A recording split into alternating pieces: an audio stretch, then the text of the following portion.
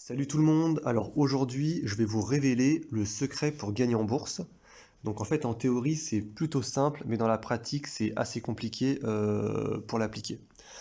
Donc le secret il est simple en fait, c'est que vous devez investir à long terme, être patient et laisser la magie des intérêts composés travailler pour vous. Donc en fait pour cela il y a quelques règles à suivre. Donc la première règle c'est que l'argent que vous allez investir, il ne faut pas en avoir besoin. Donc quand je dis qu'il ne faut pas en avoir besoin, c'est pas sur 6 mois, hein, c'est sur les 10 prochaines années. Ensuite, la deuxième règle, c'est bien entendu, vous devez investir sur un horizon donc de très long terme, c'est-à-dire que votre horizon d'investissement, il doit être minimum de 10 ans. Si vous pouvez investir sur 20 ans ou 30 ans, c'est encore mieux. La troisième règle, c'est que vous ne devez pas chercher à faire du market timing. Donc restez plutôt investi dans le marché. En fait, ce que vous devez comprendre, c'est qu'il est impossible de prévoir ce que la bourse va faire, et en fait, il est impossible de prévoir les cracks boursiers. Vous devez également contrôler vos émotions. Donc en fait, il ne faut jamais paniquer. Parce que vous devez savoir que vu que vous allez investir sur un horizon lointain, qui sera de 10 ans, de 15 ans, de 20 ans, bah, il y aura forcément un moment un krach boursier. Et à ce moment-là, il va falloir être fort, il va falloir ne pas vendre, mais plutôt renforcer et acheter en masse. La cinquième règle, c'est que vous devez absolument diversifier. Donc diversifier, en fait, ça vous permettra de réduire votre risque. La sixième règle, c'est que vous devez répartir vos investissements dans le temps. Autrement dit, vous devez voir votre compte bourse comme de l'épargne. Donc faites des apports réguliers, donc soit tous les mois, soit tous les trimestres, puis achetez régulièrement des actions. Je vous recommande également de commencer le plus jeune possible. En fait, il faut savoir que plus l'horizon de temps de votre investissement sera long, et plus vous allez gagner de l'argent. Donc en fait, vous devez comprendre que le temps est votre allié. Et dernier point, vu qu'on est en France, moi je vous recommande d'investir sur un PEA, car en fait ça va permettre de maximiser l'effet boule de neige, puisque vous n'allez pas payer d'impôts pendant l'horizon, enfin pendant la durée de votre investissement. Donc je vais vous présenter deux stratégies. Alors la première stratégie, c'est une stratégie qui est passive. Elle requiert peu de temps. Donc je pense que c'est la plus adaptée pour 90% des gens. Donc elle consiste à acheter un ETF, donc soit un ETF S&P 500 ou un ETF sur le CAC 40, et de faire en fait un DCA. Donc vous mettez par exemple un montant de 100 euros tous les mois, donc pendant 10 ans, 15 ans, 20 ans, voire plus, sans vous prendre la tête, et de manière systématique. Alors moi je vais rajouter une petite touche pour booster votre performance. C'est lorsqu'il y a des cracks boursiers, lorsque vous voyez qu'aux informations, les gens sont très pessimistes au niveau, on va dire sur le point de vue, enfin, d'un point de vue économique, et vous voyez que la bourse, elle a baissé, elle a chuté fortement, bah, je vous conseille de doubler, voire de tripler vos versements. Au lieu de mettre 100 euros par mois, bah là, à ces moments-là, mettez plutôt 200, voire 300 euros par mois, voir si même vous pouvez ponctuellement faire un virement peut-être de 1000 ou même de 2000 euros. En fait, ça va permettre de renforcer à des niveaux de prix super bas.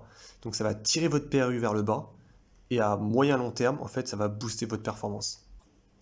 La deuxième stratégie, elle, c'est plus une stratégie active. Donc en fait, elle va demander plus d'efforts, plus de temps et beaucoup plus de connaissances. Mais la possibilité en fait de gain sera beaucoup plus élevée. Donc, alors moi, ce que je recommande, c'est de composer un portefeuille de 40 à 100 valeurs différentes, avec des pondérations à peu près similaires. Et il faut absolument que vous respectez 7 critères. Donc, le premier critère, c'est acheter des petites capitalisations.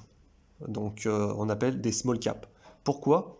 Parce qu'en fait, il y a eu des backtests qui ont montré que les small caps, elles surperforment les large caps en termes de performance. Le deuxième critère, c'est que vous devez acheter des sociétés ayant de faibles multiples de valorisation. Donc quand je parle de multiples de valorisation, c'est tout ce qui est PER, price to book, price to cash flow, price to sell, EV sur CA, EV sur EBIT, EV sur EBITDA ou price to free cash flow. Et en fait, pareil, là il y a des études backtest qui ont montré que en fait, un panier d'actions ayant de faibles multiples de valorisation en fait surperforme les paniers d'actions ayant de forts multiples, enfin, ayant des multiples de valorisation élevés. Et donc, en fait, le panier de faibles multiples de valorisation va surperformer le marché. Donc le troisième critère, c'est d'acheter des sociétés qui ont un bilan solide, donc c'est-à-dire qui ont peu de dettes. Le quatrième critère, c'est de choisir des sociétés qui vont faire de la croissance. Donc il faut qu'il y ait une croissance du chiffre d'affaires d'un point de vue organique. Il faut qu'il y ait une croissance des bénéfices et également une croissance des cash flows. Le cinquième critère, c'est de choisir des sociétés qui sont rentables, donc c'est-à-dire qui ont une bonne marge opérationnelle et qui ont des ROE élevés. Donc c'est le retour sur capitaux propres. Alors idéalement, il faut que le ROE soit supérieur à 10%. Ça, c'est important. Le sixième critère, c'est de choisir des sociétés donc familiales ou des entreprises dans lesquelles les dirigeants seront des actionnaires majoritaires. Pourquoi? Car en fait, ça va éviter d'avoir des conflits d'intérêts entre actionnaires et dirigeants. Donc en fait, on va avoir un alignement des intérêts. Et le dernier critère, c'est qu'il faut choisir des sociétés qui génèrent de bons free cash flow. Donc en fait, chaque action que vous allez intégrer au sein de votre portefeuille, il faudra vraiment regarder ces 7 critères et éviter d'y déroger. Ensuite, je vous recommande donc de suivre l'actualité de ces entreprises. Donc à travers différents sites boursiers, vous pouvez mettre des alertes. Et en fait, il faut absolument suivre, c'est les publications, c'est ce qu'il y a de plus important. Donc il y a des publications trimestrielles, semestrielles et annuelles. Ça vous permet de savoir est-ce que l'histoire est toujours bonne, est-ce que l'entreprise elle va améliorer ses profits, ou est-ce que ça va être l'inverse, est-ce qu'il va y avoir des pépins. Puis en fait, l'étape finale, c'est de, on va dire, monitorer donc ce portefeuille. Donc tous les 6 mois, vérifier la valorisation de l'entreprise, donc regarder les multiples.